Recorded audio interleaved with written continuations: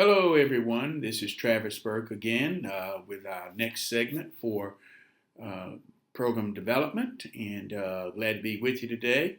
We're going to bring you another 30-minute clip today on something that's very important here for our Extension colleagues out there in Extension land across the state of North Carolina. So today we're going to do our first segment for Extension program development on the components of an educational program. So we're going to run through a slide presentation. It'll be about another 30 minutes, and hopefully we will get through this segment, and if we don't, we will pick up where we left off on the next piece here. So let's see if we can get our PowerPoint presentation up here, and we'll go from there. Okay. All right. So here we go. Let's go with the essential components of an educational program. So today, let's sort of talk about the first part here of the educational program. So when we think about an educational program as an extension professional, let's sort of talk about some of the key pieces. And first of all, we need to be aware of who is the target audience. When we talk about the target audience, it could be any of an array of things. We could be talking about a 4-H program, or it could be an agricultural program, family consumer sciences. It really doesn't matter the program. We need to talk about who the target audience is. And we need to sort of go out and look at who we're catering our program to in order to determine how we're going to deliver that educational program. Then next we want to look at what are the linkages of the educational program. How do we link the organization to the public? So how, in order to do that, then we need to think about the needs. What are the needs for the program? Is it needs based on something that you felt, or basically a felt need, or is it something that was developed based on the needs as identified by your target audience? So that is where we run into issues when we're delivering our educational programs. A lot of times we feel the urge to do those things that we enjoy doing and what we like. But the bottom line is you're delivering in programs is, are you doing these programs because it is based on what the people want and not what you or I want as an extension professional? So that is key as you're delivering your educational programs. Okay, and then next is, how do you go about identifying these needs? Do you use your advisory councils? Do you do the program because you think, well, I think this is the program we ought to be doing?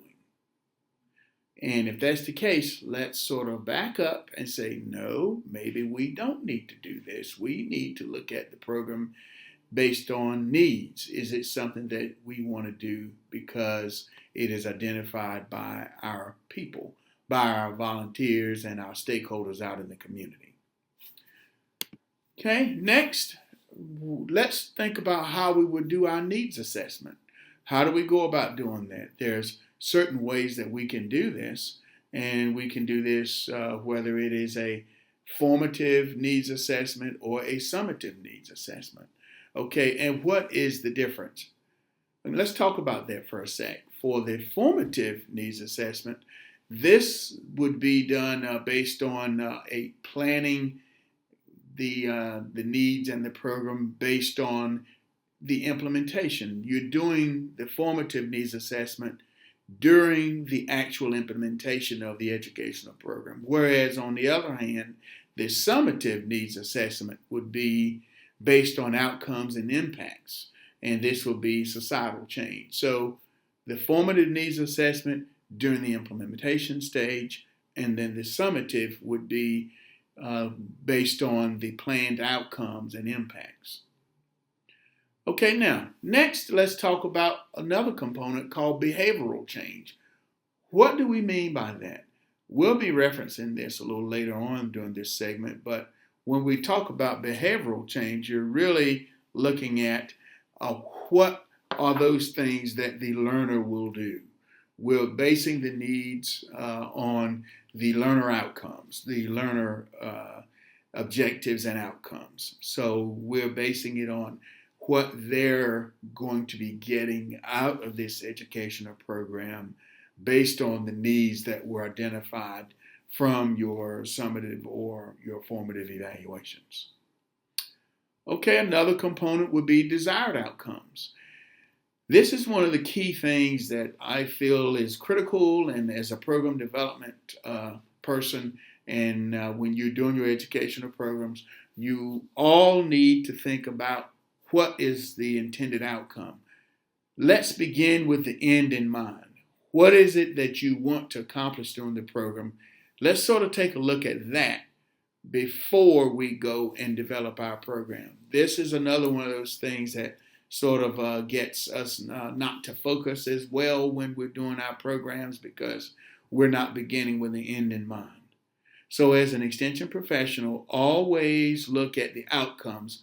What are the things that you want to gain from your educational program?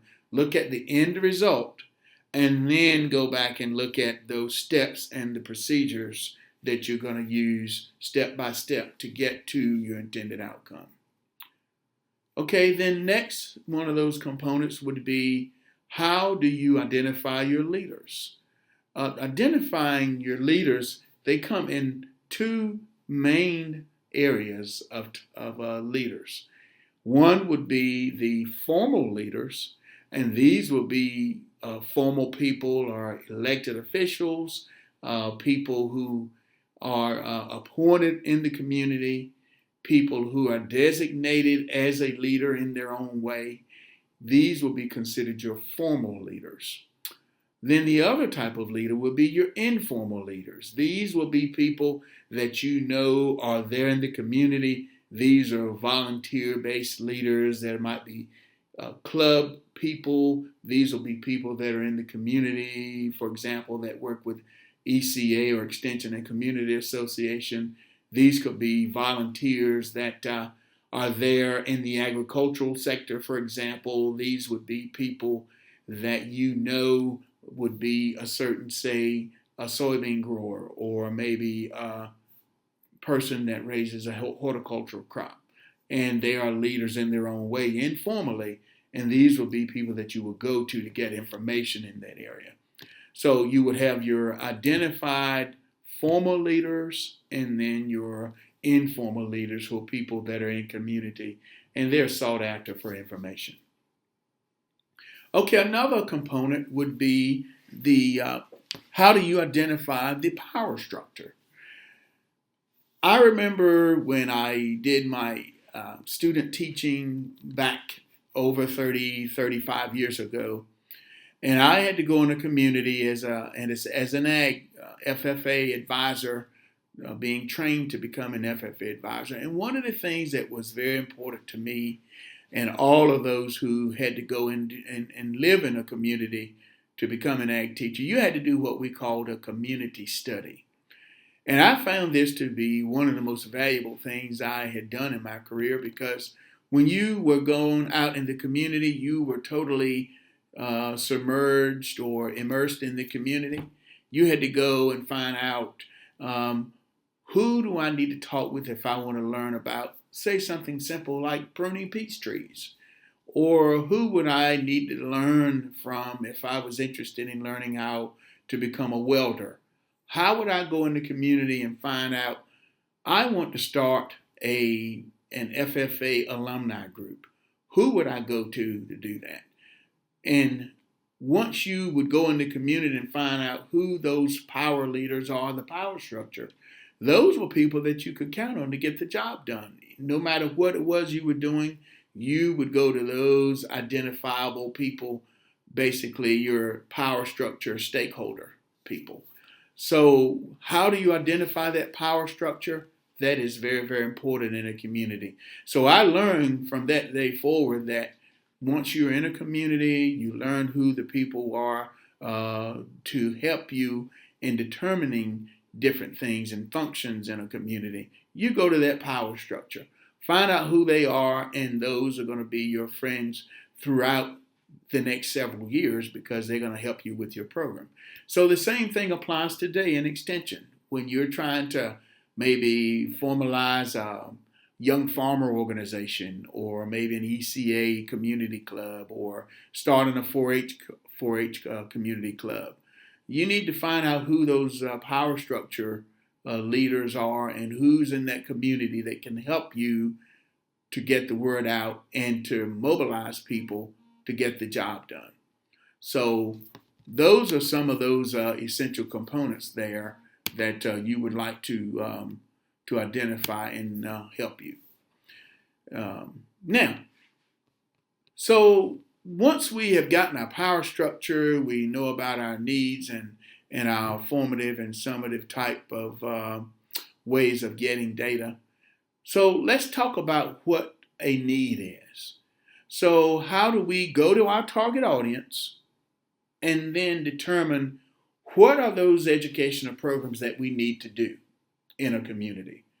You're an extension agent, you're going out in the county and you're trying to decide, well, this year, do I need to focus more on diseases of soybeans, or do I just go out and put in an on-farm test?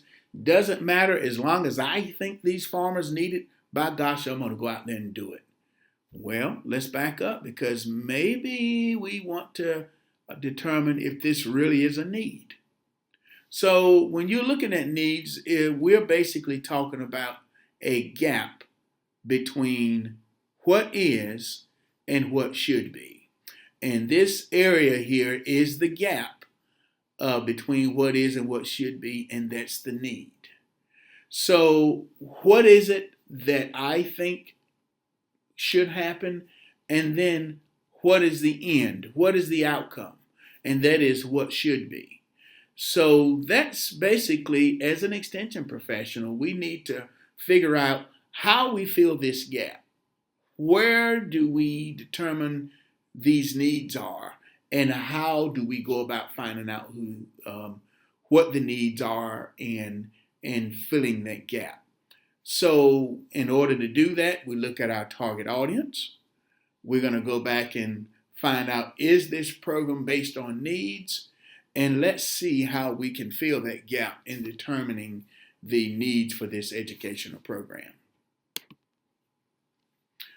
Okay, and then once we determine the needs, let's go and see if we can figure out how we do a mapping exercise. And let's talk about mapping. Mapping basically is a way to go and determine the external environment and the emerging issues of a target audience or of the public. Okay, so let's think about how we would go about doing a mapping exercise. We could go and sort of look into a community. Let's go and look at maybe primary data, secondary data. And what we mean here is we're going and figuring out where we can get information as we're doing a mapping exercise. What are some of those other things we can look at in determining how to, so in so many words, map our target audience or our public? You can go and drive through a community. You can go, for example, if you're an agricultural agent, drive through a community. Where are the soybeans in the community? Where are the sweet potato growers? Let's go in and look and see which fields have spot tomato blossom end rot. Where are those big tomato growers up in the western part of the state that may have some blossom end rot? And let's go and find out where they are. How about maybe spotted wilt virus? Where do we go and find out where the wilt virus locations are, and working with certain farmers that can help us to eradicate the program? So we're doing a mapping exercise here. And then in looking at our model here for extension now, let's see how this need is determined. How do we go back and fill the gap? Then we're going to sort of fit that in with our program team. And this may sort of be an area that we want to get mobilized as a program team. And let's work together with our area specialized agent. Let's sort of go in and find out where this issue is. And let's work with a program team. And this may be something that is done statewide, and this may be an area that we might want to work on as an organization. So you see how this thing fits together as you're identifying your needs. You go into the community, you find out if there is a need, and hey, there's an issue here with blossom end rot and tomatoes, maybe up in the western part of the state, and we may want to sort of fit this in with the program team as we're developing a way to eradicate the program, and we're going to pull in agents and specialists and try to go and work on this issue. And then we're going to try and fill this need, go back, find out what the results are, and then we're going to go and develop an educational program centered around this issue. So you can see how this thing is fitting together like a gear. We're identifying the need. We're using mapping survey. We're going to go out and study and see where the issues are.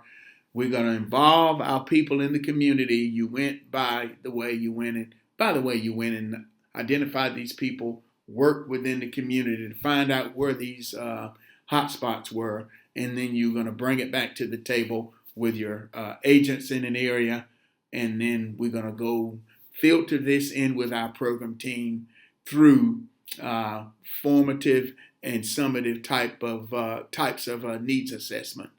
And then we're going to go and lay out our program. So this is just a quick way that you could put a program together. You found out the different components of the program, looking at the audience, and then fit it all together. Okay, now we've done this, so let's see if we can go in now and look at how we evaluate an educational program. And again, we do the formative and summative needs identification. And so then we do the formative and summative evaluation. So let's go back here.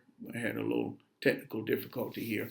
And so for the formative evaluation, we look at the informed judgments about the results from the activities.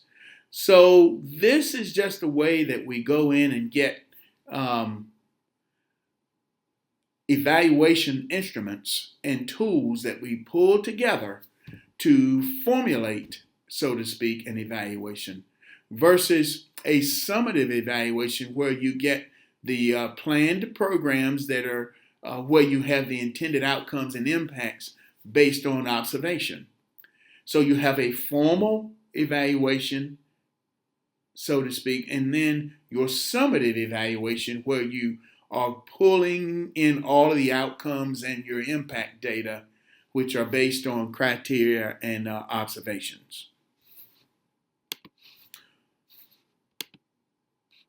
Okay, next we have, going the wrong way here.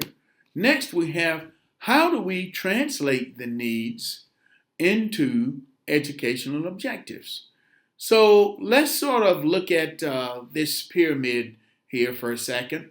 And this is an example of Bloom's taxonomy. And I know some of you may have heard of Bloom, but we're going to sort of go up this Bloom's taxonomy as we sort of look at it, not as a like a hierarchy of needs. It's put together that way, but this is the way that we're going to sort of help you to visualize educational objectives. So just look down here to the bottom as we go from remember and we have create to the top. So if we look to the bottom as where it starts and says remember, this is a way that we develop objectives by recalling facts and basically concepts. And what we're doing here is we are looking at lists. You're defining what some of the items are or the ideas are. And then you're trying to memorize, state, or repeat. This is in the phase of objectives where you're trying to recall information. You're trying to remember the information, and these are the different venues here as to how you recall the facts and the basic concepts.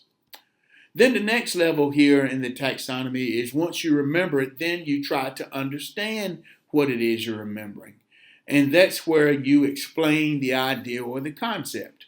Here you're looking at maybe describing, putting it all together and classifying it, and where you would be doing like classification. And then you would explain it, identify it, and then those are all different descriptors is how you could explain the different concept. And then next you're at the application phase, where once you've recalled it and then tried to explain the idea, then you're going to begin to apply the information and use it in a different situation. And this would be where you would execute, problem solve, demonstrate, interpret, schedule, sketch. These are all just different ways that you would use the information once you've gotten an understanding of what it was. Okay, then next you're going to go up to analyze. You're going to maybe organize those concepts together in such a manner that you're moving up to the evaluation piece. But you're going to draw connections of the ideas because after all, you've already remembered it. Then you've actually tried to gain an understanding of it so you could apply it. And then you would analyze the information. Okay, and then next step there for translating the needs into an objective is where you would get almost to the bottom line of the evaluation piece, where you would justify your stand on what it is you've analyzed. You can defend it, argue it, or maybe support a particular value or an idea and weigh in on that. So finally and ultimately, you're getting to the point where after you evaluate, you're going to create the new idea or concept.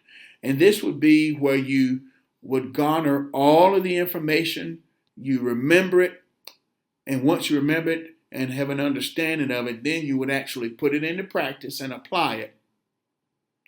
Then you're going to analyze it and evaluate what it is the need is, and then you're actually going to put it into practice and design and create something.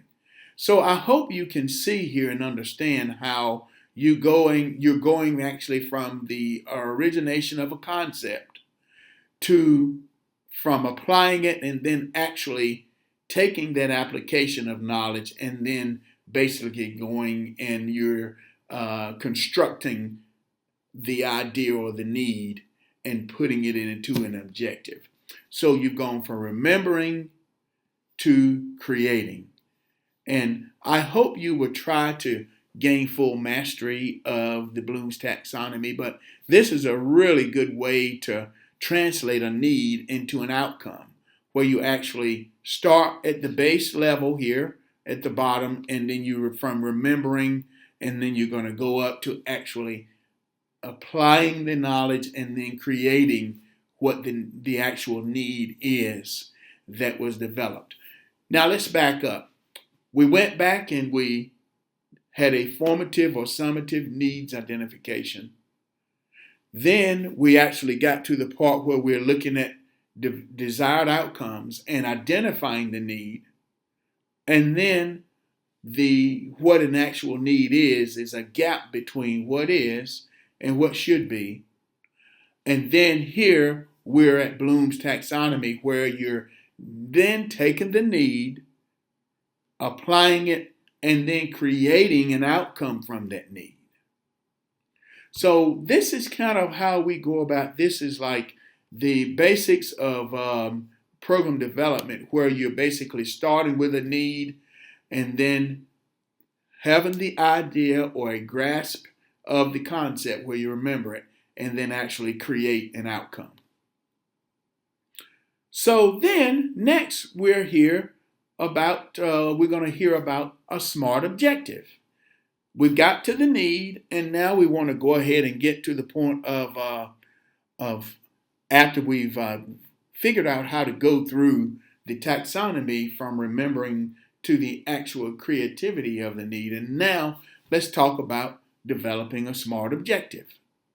And I'm pretty sure many of you understand the concept of a SMART objective, but this is basically an acronym that we can use when we're developing objectives. First of all, the objective must be specific. Lots of times as extension professionals, we try to put objectives together in behavioral objectives when we're developing an educational program. And sometimes we sort of, I would compare it to, you can't eat an elephant one bite. You have to just sort of gnaw away on it just a little bit at the time before you can get that elephant consumed. And this is just sort of a way of thinking here. So what you would do is start small with an objective. And a behavioral objective now basically is what the learner is going to do. We're looking here as an objective here, a behavioral objective, we're looking at learner outcomes is what the learner is going to do. So that objective must be specific. Then the next thing of a SMART objective is it must be measurable. What is the intended outcome? Remember I mentioned earlier that when we're doing evaluation, we want to begin with the end in mind. What is that? What are those things you want to accomplish as an end result? And then you develop your educational program through behavioral objectives and how you're going to accomplish that end result. And then something too that is important is the objective, is it attainable? Is the goal attainable? What we mean by that is we need to make sure to be careful and cautious about setting too many goals or objectives that are very, very lofty. And what we mean by lofty is you don't want to put goals in there that really aren't realistic. They need to be realistic. They need to be attainable. And you want to set them up in such a way that the goals are small enough that you can have several steps to reach your end goal. Then your objective or your must be relevant. Is it related to what it is you're doing? Is it related to the need that was identified by the people? Is it relative to what it is you're trying to accomplish? These are all very, very important. And then the final part of the SMART objective is, or SMART goals is it time-based? What is your time frame? How long is it going to take you to accomplish this? You need to think about when you're doing objectives and goal setting is you want to have them in stages. You want, what are those that are small, short-term type of goals that you can accomplish bit by bit versus the one big picture goal out here. So, and then what is the timeline? How long is it going to take you? So you see the heading here, let's be smart. And what we mean by that is making sure that we write objectives that are specific, they're measurable. Are you biting them off in small chunks? Is it attainable? Are they relevant? And are they time-based? So as we get ready to close this 30-minute segment, we want to leave you with something here and with a little exercise is, what are behavioral objectives? And so basic description here of an objective is an expected educational experience that, again, are learner focused. They're focused on what the learner will do. They need to be clear, as we said before in the SMART objectives. They need to be specific, understandable, and observable. So the behavioral objective, as we've learned in this segment, is very, very important component of the educational program development piece. It is very important to that you understand the meaning of the behavioral objectives, how to write them, making sure that they're succinct, that you begin with an end in mind, and that it is focused on what the learner will do. So as we close, today what we've looked at is understanding what those components of an educational program are. Number two, what is a need and how do you identify a need? One of the third things we talked about is how do you do a mapping exercise and map your public, so to speak. How do you go and find out, dig deeper and find out about that community and what it is you're trying to accomplish. And then we've also talked about formative versus summative types of objectives. And then we closed with learning about what Bloom's taxonomy was and how you begin with the concept of remembering and then working up the pyramid to understand, apply, and analyze, and then execution of the plan and evaluating the actual goal objective, and then how you go and create something from the ground level and then the end result. Thank you very much for listening today. We look forward to being with you again in the next part of our series, and hopefully you'll have a good day. Thank you.